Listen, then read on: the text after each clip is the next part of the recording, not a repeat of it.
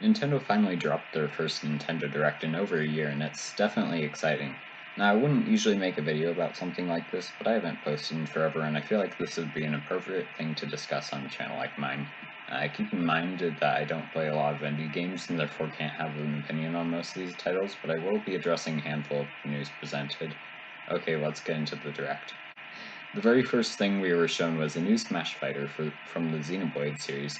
As I said, I'm not really into games like that, so I don't have much of an opinion on this. Anyways, the next thing on the list is Fall Guys for the Switch.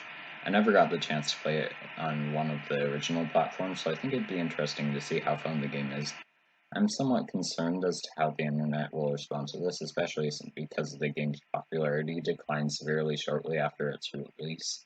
It could blow up again, but I think it's going to be kind of a futile attempt to light that spark back up. Another indie game that I've yet to play that was showcased in this direct was Outer Wilds. The only place that I've heard about this game was from one of Seif Gaming's videos. Sorry, I can't remember which one. But I think just from what he said alone, I'd be more than willing to give this a try if the price is fair enough. I had a pretty fun time exploring Breath of the Wild, so I'll be interested to see how this compares to that.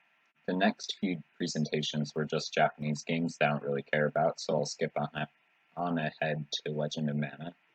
I personally have heard practically nothing about it, but from what they said in the direct, it might be worth giving a shot. The amount of customization that seems to be possible is absolutely amazing, and the adventure will definitely feel like your own art with the artifacts with the artifact placements and such.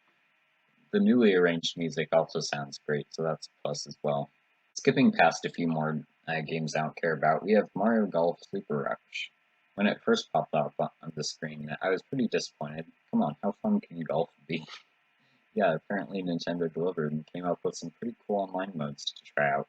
The power-ups look like they'll make for some interesting multiplayer scenarios. I'm intrigued to see how enjoyable the basic game modes will end up being, though. I played a little bit of Wii Sports Golf, and while it was fairly enjoyable, I doubt I could spend too much time playing it before I get bored and put it away. This problem is solved by the new story mode that's coming with it, but like the one included in Mario Maker 2, I don't think it has much replayability value to it. I guess we'll just have to wait and see. And more games I don't care about. Oh, here's one that's really surprised me. DC Superhero Girls. Team Power. I'm definitely not buying it in the slightest, but it's just so funny to me to see how games like this exist when they're obviously crap, but people buy it anyways. Honestly, who makes these games? And more importantly, who modeled these characters? It's kind of creeping me out. Anyways, this next one was surprisingly somewhat pleasant to see. I remember when Plants vs. Zombies was only a simple 2 uh, browser game to fend off boredom on Saturday mornings. I definitely could have written that one. I could definitely written that one better. Now it's grown to a high-octane 3D multiplayer game, I guess. Still not buying it, but I mean, that was a pretty interesting addition to the Nintendo Direct. Okay, I'd be ashamed of myself if I didn't talk about Miitopia. I honestly kind of forgot this game even existed up until the Direct, because all I ever did was grind up a bunch on the demo version of the 3DS title. But now that it's coming to Switch, it gives me another chance to pick up this game, which I've always found to have some sort of a wacky charm to it, and play it for myself. The wigs that they added were also a welcome feature, as well as horses, I guess. Not sure exactly what purpose they serve, but good on Nintendo anyways. While this isn't necessarily a new game, there is something I'd like to mention about the new items coming to the Animal Crossing update.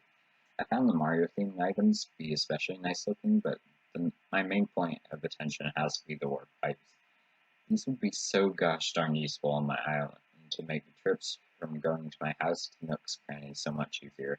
I honestly can't wait to try it out. Just for context, my house is on the west coast of my island, and my Nook's Cranny is on the complete opposite side, east coast, like literally right next to it.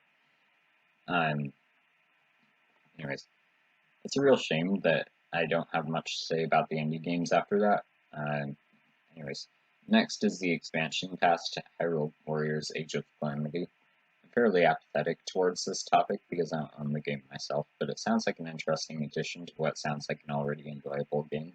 All I can hope for is that it brings us more lore to analyze. More indie games, I guess. I still feel bad that I don't have any comments about these ones, but I simply don't have enough information to talk about them.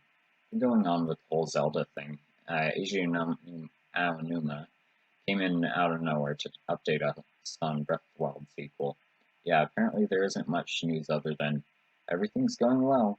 However, what really caught my eye was the announcement of Skyward Sword HD. I never played it on the Wii, and the fact that the motion controls are being revamped and there's an option for regular controllers as well just makes it so much more appealing to buy now. I kind of wish that they updated it, some of the models just a tad more, but I understand they wanted to keep the aesthetic. The game is also being released along the side of Joy-Cons, but these aren't too particularly exciting for me. That is a nice blue though. The last game that was featured in the Direct was Splatoon 3. Now the fact that I haven't gotten around to the first two games yet makes me a little behind the loop about all this, but I'm still pretty excited about it. The desert setting at the start kind of scared me a little bit, but luckily it appears that the game still takes place in the city as usual. If I'm being completely honest, the most exciting part is that we'll be getting a shiny new soundtrack for this game. Anyways, those are my thoughts on Nintendo Direct. Hopefully I didn't bore y'all to death with this. I am recording this at like 10:30 at night. I'm probably being very annoying. I'm fairly excited for these games, despite me probably not being able to play a good amount of them, especially with my financial situation. Oh well. See you when I post a video next. Bye.